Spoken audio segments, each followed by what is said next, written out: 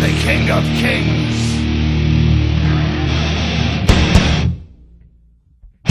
On your knees, dog.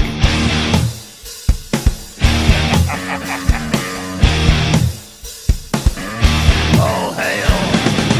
Bow down to the King. Bow down to the King. Grinned red as he walked from the place where the traitor lost both his name and his face.